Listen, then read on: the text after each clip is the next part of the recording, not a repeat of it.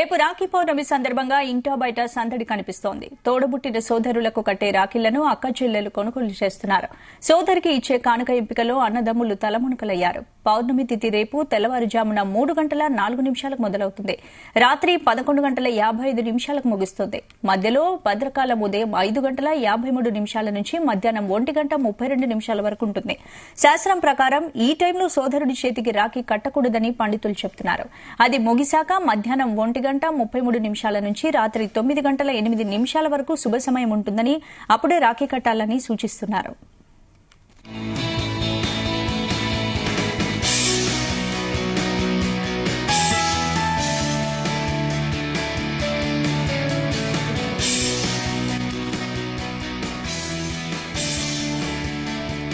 ఇక దీనికి సంబంధించి పూర్తి అప్డేట్స్ జ్యోతిష పండితులు మహేష్ శర్మ గారిని అడిగి తెలుసుకుందాం. మహేష్ శర్మ గారు,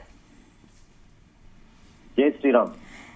శర్మ గారు చెప్పండి, ఇప్పుడు రేపు రాఖీ పౌర్ణమి ఉంది. ఏంటి అసలు రాఖీ పౌర్ణిమ ఎప్పుడు మొదలవుతుంది? పౌర్ణమి రేపు. జీ న్యూస్ ప్రేక్షకులందరికీ ముందుగా శ్రావణ పౌర్ణమి రక్షాబంధన్ శుభాకాంక్షలు.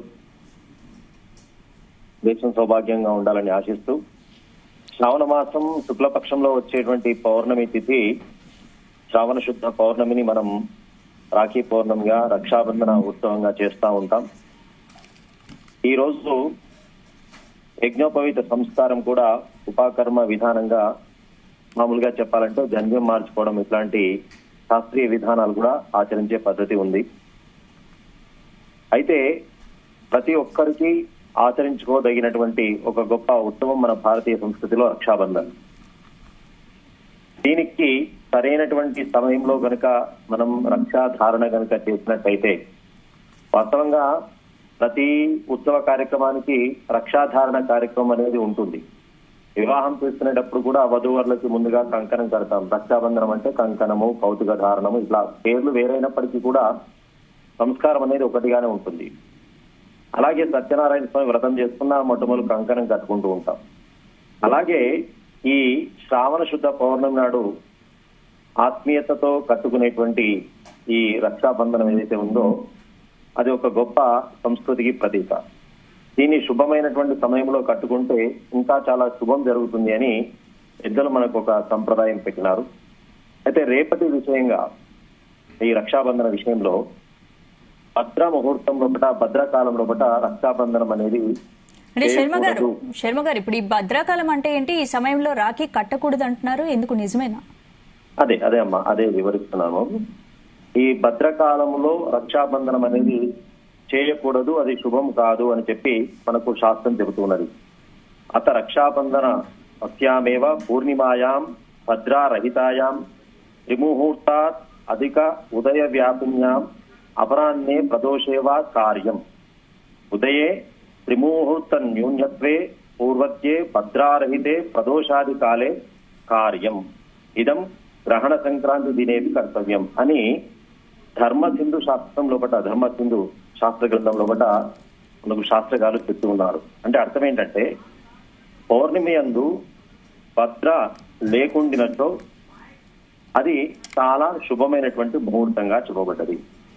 భద్ర లేనటువంటి సమయము ప్రదోష సమయమైనప్పటికీ కూడా రక్షాబంధనం చేసుకోవచ్చు. ఈ రేపటి విషయం లోపల మధ్యాహ్నం 1 గంట 30 నిమిషాల వరకు, అంటే కొన్ని పంచాంగాల లోపల తేడా ప్రకారము మధ్యాహ్నము 1 గంట 46 నిమిషాల వరకు ఈ భద్ర ముహూర్తం ఉంది.